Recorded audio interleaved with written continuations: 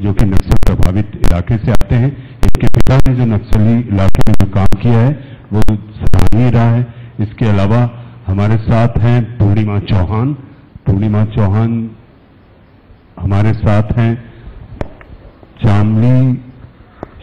चंद्रमणि और हमारे साथ हैं संजय श्रीवास्तव जी। बात को आगे बढ़ाते हैं। मुझे ऐसा लगता है कि इस ग्रीन कॉरिडोर की अगर बात करें, बात सावन की है और सावन में जब बात हो तो सावन हरियाली ही नजर आती है, लेकिन बात रेड कॉरिडोर की होनी है। और ये दोनों कॉरिडोर यानी कि लाल कालीन और हरा कालीन में भी हमारे नेता जाते हैं और लाल कालीन में भी हमारे नेता बैठते हैं। ये दोनों कालीन की बात छत्तीसगढ़ की अगर शुरू हो तो ओपी जी आपसे हो, कितना विकास हुआ है नक्सल इलाके में? बात होती है आदिवासी प्रदेश की, तो कितना यहां पर आदिवासियों को फायदा पहुंचा सकी है सरकार? चलिए, हम जब बस्तर रीजन की बात करते हैं तो डेवलपमेंट का जो बैकलॉग था पहले वो हिस्टोरिकल था। ये कोई 10 साल 20 साल या 30 साल का बैकलॉग नहीं था, ये हजारों साल का बैकलॉग था। और डेवलपमेंट से ज्यादा मैं बोलूंगा कि लोगों का एम्पावरमेंट, लोगों की आवाज, लोगों की एक्सपोजर, वो ज्यादा बड़ा चीज होता है। क्योंकि जो बस्तर के डेवलपमेंट इंडिकेटर्स हैं, सोशियो इकोनॉमिक इंडिकेटर्स हैं, उससे भी पुअर इंडिकेटर्स आपको बिहार में या यूपी में कई सारे जिले मिल जाएंगे, लेकिन वहां नक्सलवाद नहीं पनपा है, बस्तर में नक्सलवाद पनपा है।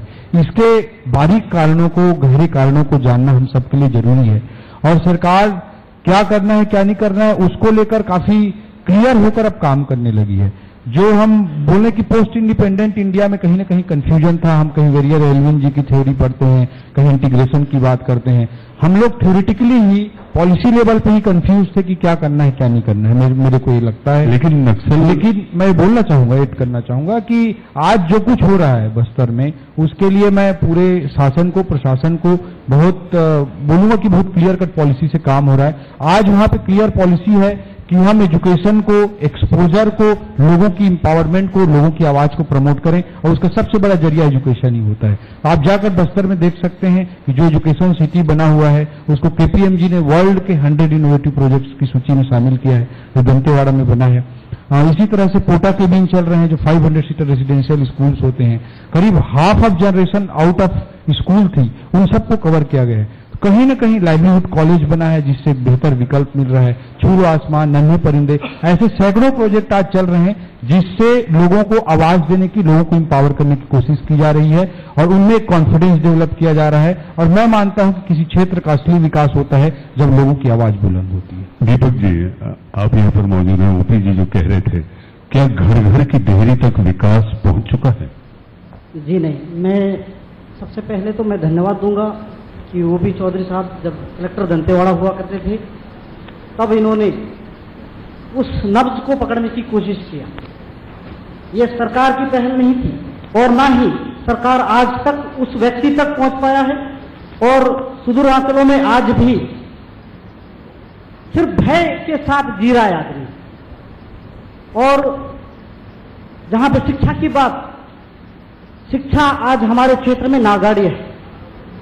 अगर शिक्षा नहीं होगा, ये बात बिल्कुल सही है कि अगर शिक्षा नहीं होगा तो इस टाइप के असामाजिक तत्व इस प्रदेश में और देश को खोखला करने में उन लोगों को कामयाबी मिली। आज कहीं न कहीं अगर वहां का किसान, वहां का बेरोजगार, वहां के युवा, वहां की महिलाएं प्रताड़ित हो रहे हैं, तो वहां पर सरकार इन 15 सालों में नहीं पहुंच पाना, सरकार की योजनाएं नहीं पहुंच पाना, क्योंकि एक अकेले दंतेवाड़ा जिला से संभव नहीं है। बीजापुर आज भी पिछड़ापन है, दंतेवाड़ा के कई इलाके आज भी लोग नहीं पहुंच पाते, प्रशासन नहीं पहुंच पाता, प्रशासन मामला नहीं पहुंच पाता। हम ले लें कोंटा में आज भी हेलीकॉप्टर से राशन मुहैया कराया जाता है। इन 15 सालों में सरकार ने सिर्फ और सिर्फ उन लोगों को सहयोग किया है जो उनके करीबी रहे। और मैं इसको बिल्कुल कहने में बिल्कुल भी पीछे नहीं हटूंगा कि जो यंगेस्ट आईएएस ऑफिसर हैं, वे अपने सेल्फ डिसीजन से आज मतलब उन जिलों को बहुत अच्छा करने की कोशिश कर रहा है, चाहे वो एजुकेशन के फील्ड में हो, चाहे हेल्थ के फील्ड में हो, चाहे वो एम्प्लॉयमेंट के फील्ड में हो, लेकिन इसमें सरकार का कोई योगदान नहीं है। नहीं, सरकार का कोई योगदान नहीं। देखिए, सबसे पहले तो इस नक्सल समस्या के बारे में चंद शब्दों में इस बात को कहूंगा। छत्तीसगढ़ की मध्य प्रदेश, संयुक्त मध्य प्रदेश में हम रहते थे और शायद मध्य प्रदेश के समय छत्तीसगढ़ की नक्सल समस्याओं को उतनी प्रायोरिटी वाइज, प्राथमिकता के साथ में कभी देखा नहीं गया। विरासत में मिली हुई समस्या, नक्सल समस्या, जो कि 1967 से नक्सलबाड़ी से प्रारंभ होते हुए देश के अंदर में कितने राज्यों में और कितने जिलों में है, ये सब बेहतर तरीके से जानते हैं। नहीं तो आपको, लेकिन मैं आ रहा हूं, विषय पर आ रहा हूं। मैं ये कहना चाहता हूं कि राज्य का निर्माण होता है वर्ष 2000 में। 2003 से भारतीय जनता पार्टी की सरकार इस प्रदेश में लगातार काम कर रही है। सबसे पहली बात मैं ये कहना चाहूंगा कि हमने राजनीतिक दृष्टिकोण से कभी नक्सल समस्या को देखा नहीं।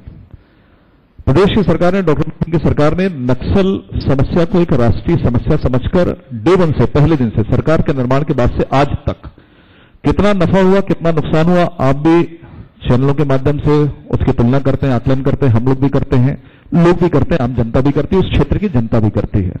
लेकिन हमारी सबसे बड़ी प्राथमिकता यह थी कि नक्सल समस्या इस प्रदेश से समाप्त होना चाहिए। मैं 2-3 चीजें कहूंगा, लंबी चौड़ी चीजें हैं। हमारा विजन बहुत क्लियर था। जैसा कि चौधरी जी ने कहा कि जब तक वहां से बातें नहीं उठेंगी तब तक वहां की समस्या का निदान नहीं होगा।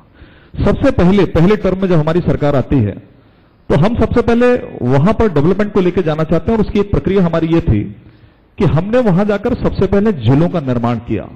जो सुकमा, दंतेवाड़ा या कोंटा की बात हो रही, जो लोग पहले अपने कामों को करने के लिए, छोटे से काम को करने के लिए जगदलपुर और रायपुर तक आते थे, राज्य शासन ने उनको वो सुविधाएं कि आपको वहां पर हम जिला बनाकर, कलेक्टर बैठाकर वहां पर तमाम प्रकार की सुविधाएं देंगे, ये हमारी सबसे पहली प्रायोरिटी थी, सबसे पहली प्राथमिकता थी। उसके बाद जो कलेक्टर साहब ने कहा, और मुझे लगता अच्छा लगा मुझे कि कर्मा जी ने इस बात को स्वीकार किया कि वहां पर यंगस्टर जो हैं, जो हमारे कलेक्टर जाते हैं, तमाम प्रकार के विषय, प्रयास विद्यालय की बात करूं या डेवलपमेंट की बात करूं, जिन दंतेवाड़ा, सुकमा या कोंटा में शायद हम यहां पर बैठकर, इस होटल के अंदर में बैठकर शायद हम वहां की समस्याओं को नहीं समझ सकते, वहां पर पहुंचने का प्रयास, अंतिम छोर तक पहुंचने का प्रयास ईमानदारी के साथ में सरकार ने किया। उसमें बहुत सारी शहादत भी हुई, जिस पर हमारे ऊपर टिप्पणी उठती, हमारे पर सवाल खड़ा होते, सरकार पर सवाल खड़ा करते। एक व्यक्ति की भी, एक जवान की भी यदि कहीं मृत्यु होती है, कहीं उस पर हमला होता है, तो निश्चित रूप से सरकार पर सवाल खड़ा होगा। लेकिन इस चुनौती को स्वीकार करके आज प्रसन्नता है मुझे इस बात को कहते हुए कि वहां हमने 6-6, 7-7 जिलों का निर्माण किया, वहां पर पूरी प्रशासनिक व्यवस्था को हमने पहुंचाया, वहां पर सड़कों का वहां पर जाल बिछाया, और यहां तक कि आपने पिछले दिनों देखा कि यदि देश की, विश्व की सबसे बड़ी योजना आयुष्मान भारत योजना यदि प्रारंभ होती है तो माननीय प्रधानमंत्री जी उसकी प्राथमिकता देते हैं वहां पर जांगला के एक छोटे से गांव में। और जो कर्मा जी ने कहा, मैं कहना चाहूंगा, उन्होंने तो एक सहमति दी, समर्थन दिया है। कलेक्टर्स जाते हैं, कलेक्टर्स, कौन से कलेक्टर्स किन क्षेत्रों में जाकर चुनौतीपूर्वक काम कर सकते हैं, यह फैसला राज्य शासन लेती है, उनकी वर्किंग के आधार पर, उनकी कार्यक्षमता के आधार पर करती है। तो मुझे लगता है अभी भी समस्या में नहीं कहता कि 100% हम उसमें सफल हो गए, हम पास हो गए, हमने समस्या का निराकरण किया है, लेकिन आज भी हम नफा नुकसान, राजनीतिक रूप से हम नफा नुकसान, हम बस्तर में या जहां शहादत हमारे जवानों की होती है वहां हम नफा नुकसान नहीं देखते। और शायद इसी कारण पिछली बार हमको वहां पर सीटें कम मिली, जिसका राजनीतिक फायदा कांग्रेस कभी कभी उठाने का प्रयास करी कि आप तो 4 सीट पे आ गए, अब 8 सीट आप हार गए। लेकिन कुछ ऐसी चीजें होती हैं जो राजनीतिक दृष्टिकोण से नहीं देखी जाती है, कुछ दिल से भी काम करने की इच्छा होती है। मुझे लगता है हमारी सरकार इस पर बहुत ईमानदारी के साथ में काम कर रही है। चंद्रमणि, आप यहाँ पर हैं, तमाम दोनों बड़े नेता ये दावा कर रहे हैं कि ये सारी चीजें, ये विकास हुआ है, ऐसा हुआ है, आपको लगता है आप तक वो विकास पहुंचा है? जी सर। किस तरह का विकास आप बताएंगे, सब जानना चाहेंगे। जी जी, मेरा नाम श्रीमती चंद्रमणि कौशिक है, मैं ग्राम कन्हारपुरी की रहने वाली हूँ। और सर शुरू से बताऊंगी ना अपना? हाँ जी जी। और हम लोग 2013 में समूह बनाए थे और कुछ काम नहीं कर रहे थे। हम लोग किसान भाई लोग हम लोग को मीटिंग बुलाए और वो बताए कि आप लोग कुछ कार्य करना चाहते हो क्या। तो हम लोगों ने आपस में मीटिंग करके फिर बात की, फिर हमने सोचा कि कुछ करना चाहिए, करके देखते हैं, ऐसे करके हमने सोचा। फिर हमने मीटिंग गया, फिर हमें पता चला कि वहाँ सीताफल के बारे में कार्य करना है। तो फिर हम लोग हाँ बोले। और सीताफल के उससे हम लोग मतलब 2016 में जिला प्रशासन आत्मा परियोजना से हम लोग जुड़ गए। उसमें हम लोग को ग्रेडिंग, फल तोड़ाई और फिर पल्पिंग निकालने का, आइसक्रीम बनाने का ट्रेनिंग दिया गया। ट्रेनिंग के बाद हम लोग को आइसक्रीम बनाने का भी ट्रेनिंग दिया गया। उसके बाद हम लोग फ्रीजर दिए हैं 4। जिला प्रशासन आत्मा परियोजना के द्वारा हमें 4 फ्रीजर मिला, 1 प्लपिंग मशीन, और जो हमारी मतलब हम लोग 12 महिला इस समूह में काम करते हैं, लेकिन हम लोग के साथ 10 महिलाएं इस समूह में जुड़ी हैं। 10 जगह पल्पिंग सेंटर और 10 जगह पल्पिंग का काम होता है और सीताफल संग्रहण का भी काम होता है। वहीं से हम लोग को हमारी आय की शुरुआत हुई।